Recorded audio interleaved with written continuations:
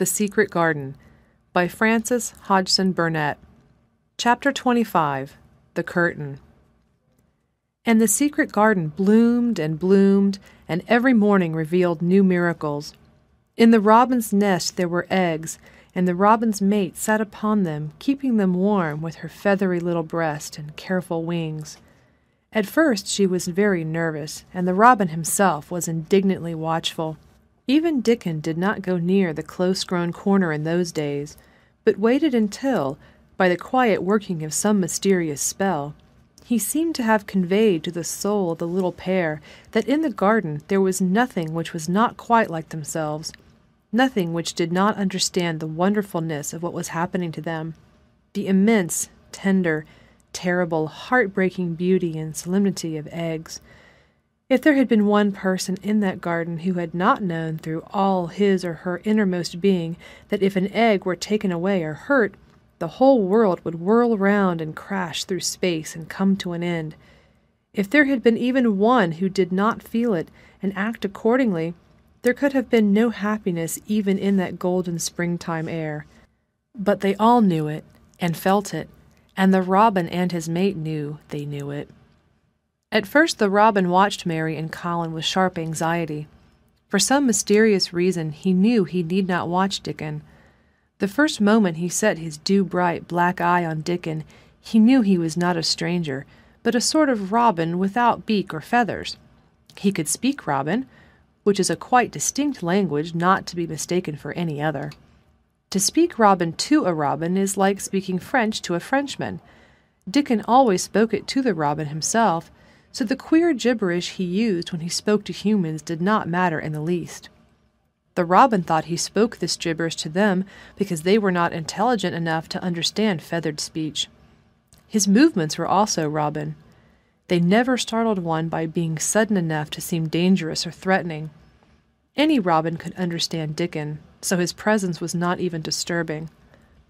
But at the outset it seemed necessary to be on guard against the other two. In the first place, the boy creature did not come into the garden on his legs. He was pushed in on a thing with wheels, and the skins of wild animals were thrown over him. That in itself was doubtful. Then when he began to stand up and move about, he did it in a queer, unaccustomed way, and the others seemed to have to help him.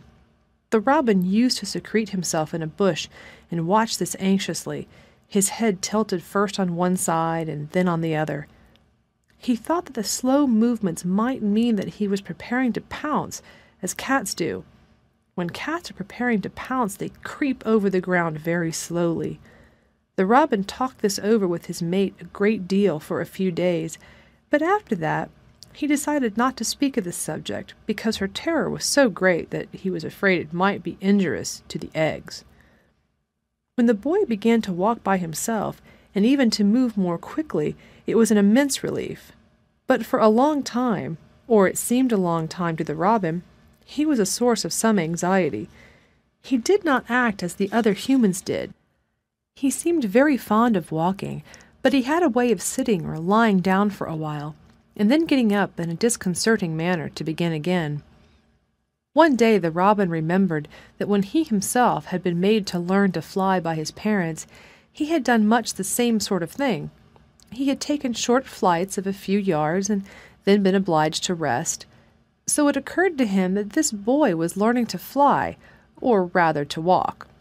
He mentioned this to his mate, and when he told her that the eggs would probably conduct themselves in the same way after they were fledged, she was quite comforted and even became eagerly interested and derived great pleasure from watching the boy over the edge of her nest, though she always thought that the eggs would be much cleverer and learn more quickly.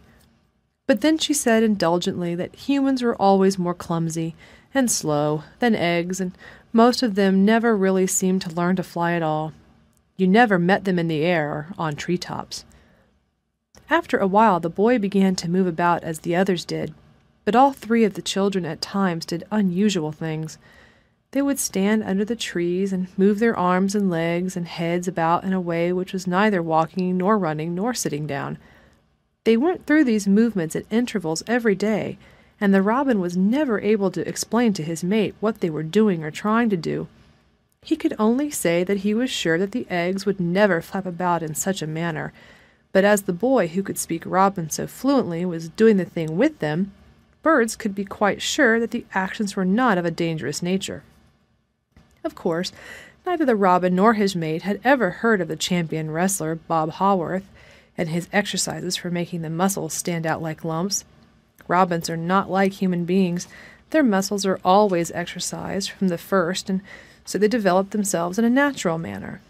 If you have to fly about to find every meal you eat, your muscles do not become atrophied. Atrophied means wasted away through want of use. When the boy was walking and running about and digging and weeding like the others, the nest in the corner was brooded over by a great peace and content. Fears for the eggs became things of the past. Knowing that your eggs were as safe as if they were locked in a bank vault, and the fact that you could watch so many curious things going on made setting a most entertaining occupation. On wet days, the egg's mother sometimes felt even a little dull because the children did not come into the garden. But even on wet days, it could not be said that Mary and Colin were dull. One morning, when the rain streamed down unceasingly, and Colin was beginning to feel a little restive, as he was obliged to remain on his sofa because it was not safe to get up and walk about, Mary had an inspiration.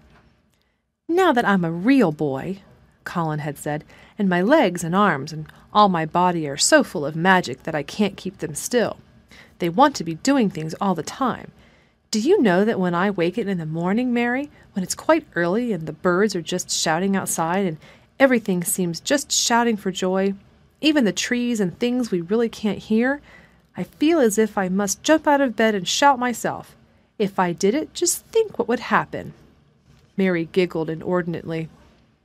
"The nurse would come running, and Mrs. Medlock would come running, and they would be sure you had gone crazy, and they'd send for the doctor," she said. Colin giggled himself. He could see how they would all look, how horrified by his outbreak, and how amazed to see him standing upright. "I wish my father would come home," he said. "I want to tell him myself. I'm always thinking about it, but we couldn't go on like this much longer. I can't stand lying still and pretending, and besides, I'd look too different. I wish it wasn't raining today." It was then Mistress Mary had her inspiration. "Colin," she began mysteriously, "do you know how many rooms there are in this house?" "About 1,000, I suppose," he answered. "There's about 100 no one ever goes into," said Mary, "and one rainy day I went and looked into ever so many of them. No one ever knew, though Mrs. Medlock nearly found me out.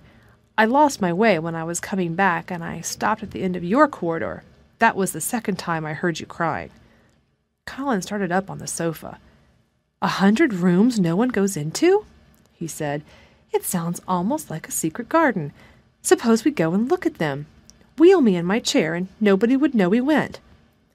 "That's what I was thinking," said Mary. "No one would dare to follow us. There are galleries where you could run. We could do our exercises. There is a little Indian room where there is a cabinet full of ivory elephants. There are all sorts of rooms." "Ring the bell," said Colin. When the nurse came in, he gave his orders. "I want my chair," he said. "Miss Mary and I are going to look at a part of the house which is not used.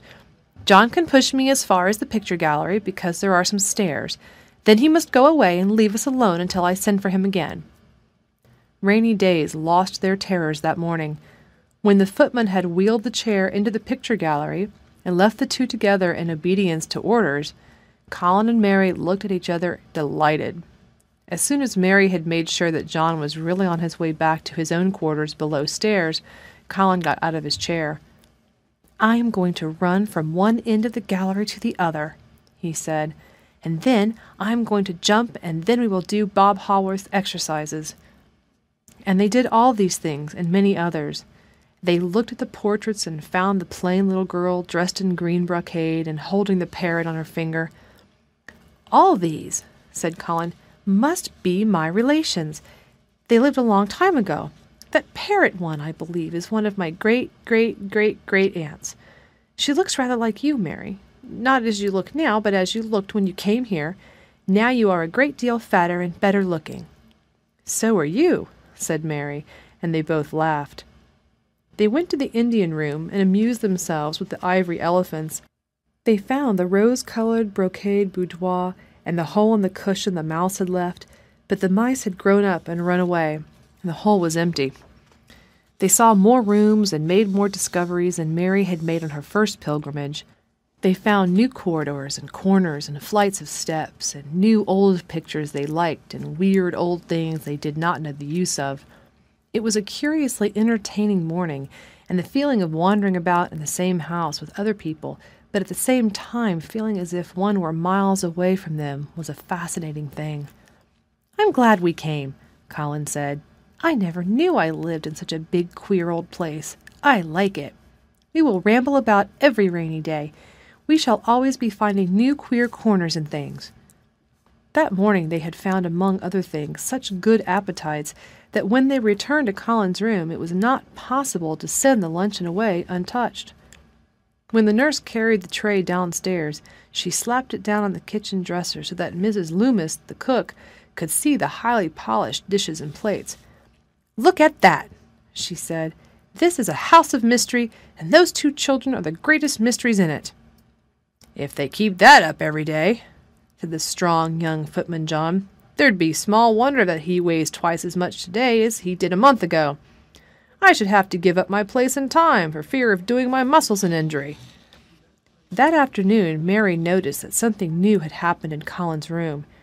She had noticed it the day before, but had said nothing, because she thought the change might have been made by chance. She said nothing today, but she sat and looked fixedly at the picture over the mantel.